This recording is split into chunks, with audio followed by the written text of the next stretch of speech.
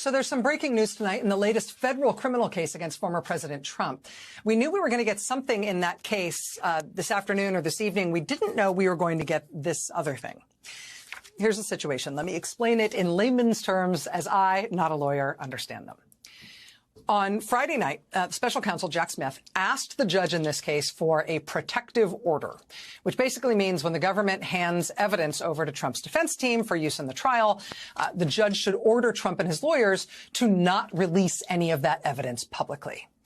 In making that request, Jack Smith's team pointed the judge to this social media post from Trump last week. If you go after me, I'm coming after you.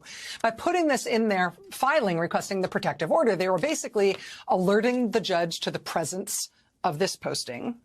The implication was, hey, if this is the kind of thing this guy is saying publicly at this stage, there's no telling what else he would post when we start giving him stuff that's really sensitive. So on Friday, prosecutors asked the judge for this protective order. They cited that troubling posting by Trump.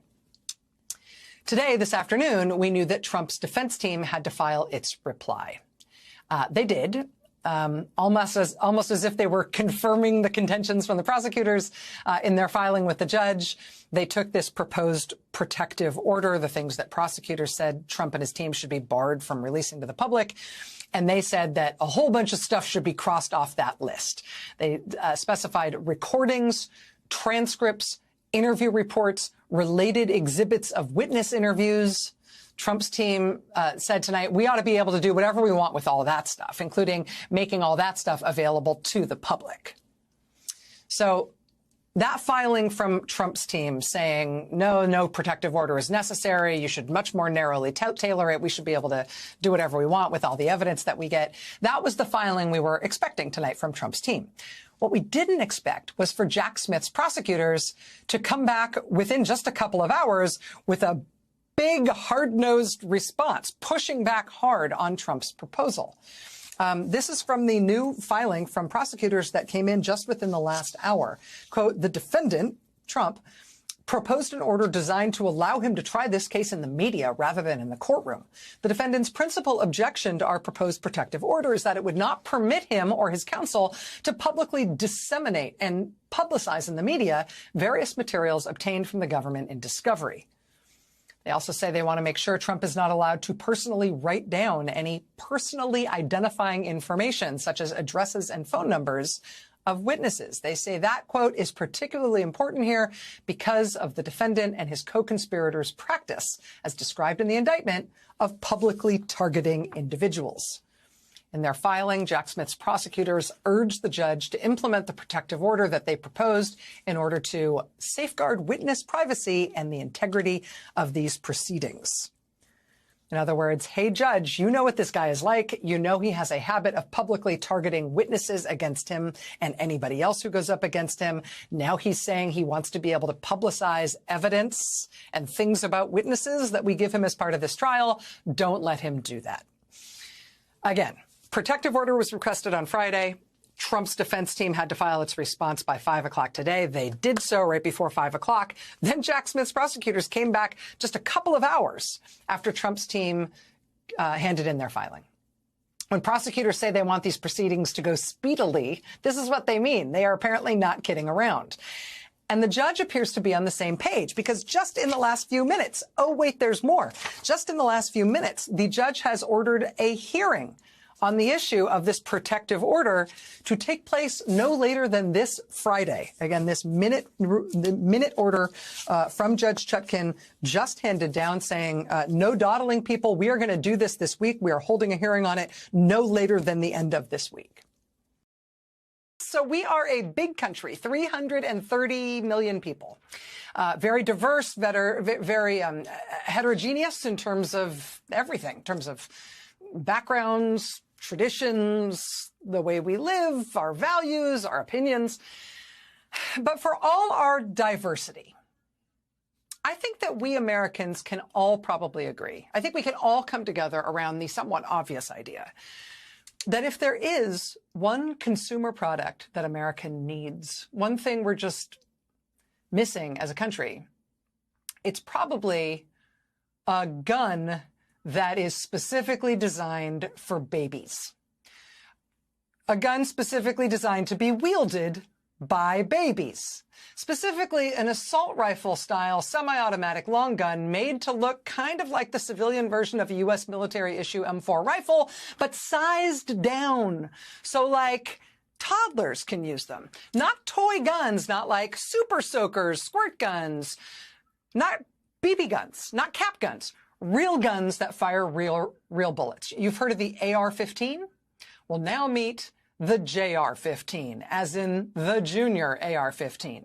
The company that makes it is just super cute about the whole thing. They call themselves We-One Tactical. We-One, not we won, but We-One, as in little one. Until recently, they had logos for the little girls and little boys version of this gun for babies.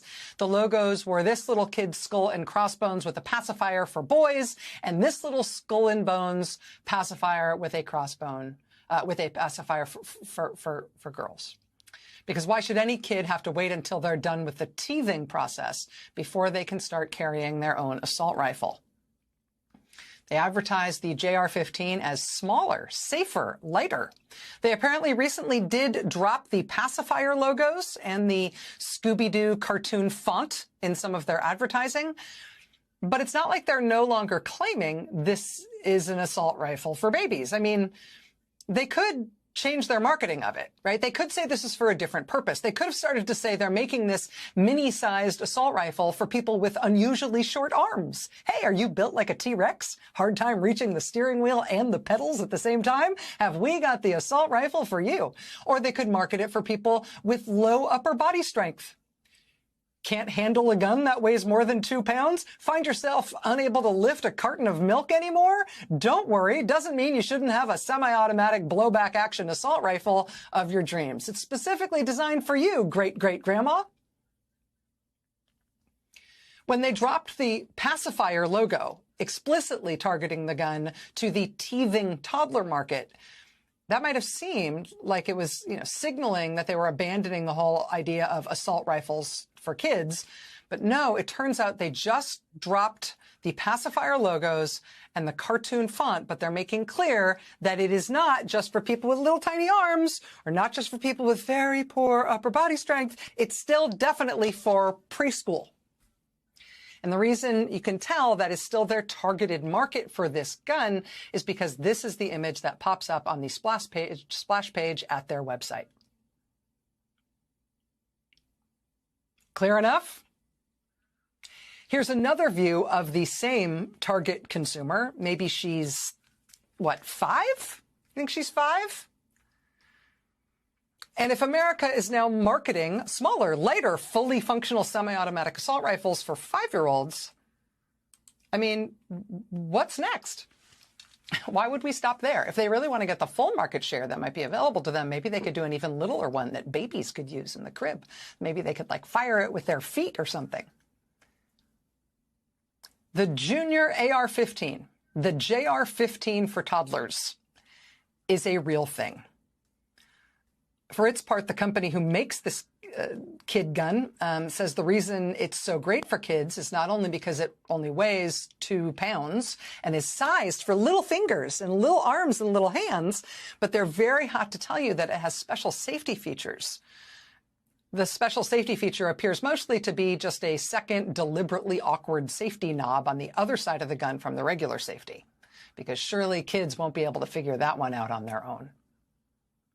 The website Snopes.com, which debunks fake things in the news and fake things on the internet, they had to do a Snopes post not long ago assuring people that no, this is not a rejected plotline from The Simpsons or from a Borat movie written to dramatize through exaggeration how insane things can get in this country. No, this is a real thing. True. Is the JR-15 a real rifle designed for children? True. Yes.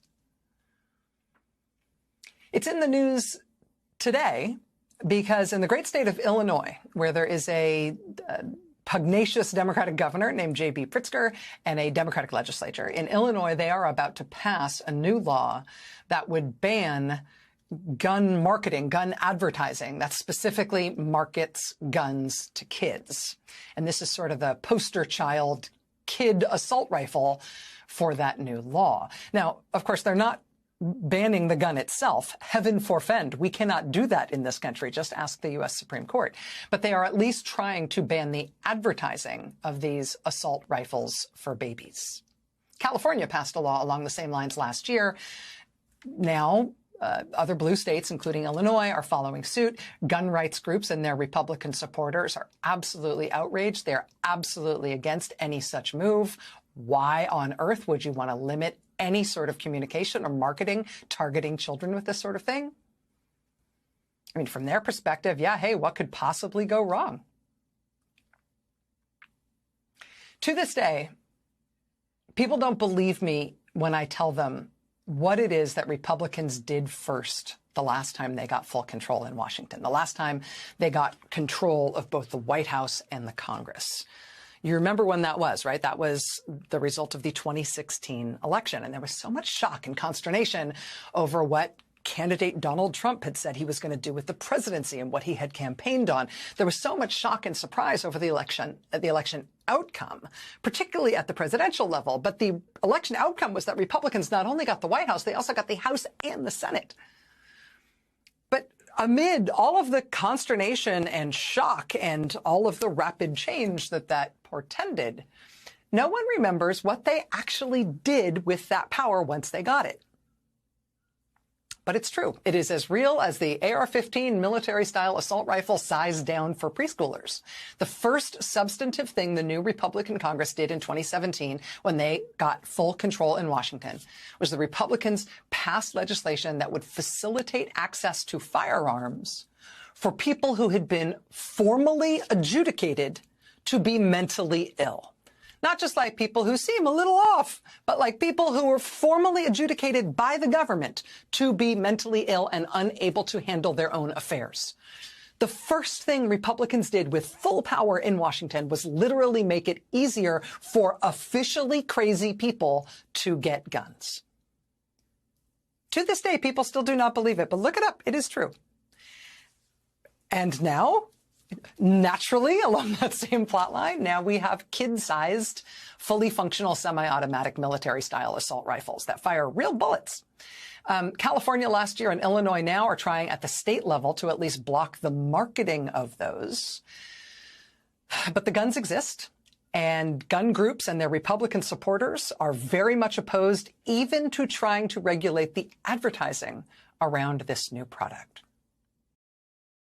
So the pitch sounded awesome. Listen to this. Success at ACN is not a mystery. If you don't succeed, ACN doesn't succeed. ACN uses a model with a proven track record, and it's creating millionaires. ACN, huh? The ACN thing that was supposed to make you a millionaire is this fantastic gizmo. It is a video phone, a miraculous space-age invention that lets you see the person you are talking to on the phone. The thing is, though, in order to achieve the privilege of selling this video phone gizmo, you first had to pay the company $499. Then after paying them your own $500 specifically for the privilege of becoming a salesperson for them, you then had to recruit other people to sell these video phones, or you had to sell a whole lot of them yourself. And selling them turned out to be really hard because they were not really worth buying. This magic ACN video phone gizmo could only be used to call other ACN video phones. So yeah, you could maybe sell one to your mom if she loves you, but she could not use it with anyone else unless you also sold one to your cousin or your aunt, and even then they could only talk to each other but no one else who didn't have one of these things. You can see why this did not take off. Instead of making money selling ACN video phones, most people who were recruited to sell these things lost money. They pumped their savings into the hefty sign-up fee, and then they had to buy inventory to sell, and then the company also charged them for training. It all added up to a lot, and nobody wanted to buy these things. So some of the people who felt they were duped into this no-win financial black hole of a business scam, they sued. They sued over this promise of getting rich that they alleged was materially false. But the people who sued did not sue the company that made these phones. They sued the guy who made the promise. the guy who promised them that signing up and scrimping together $500 to be able to win the privilege of being allowed to sell these phones, that was what would make them millionaires.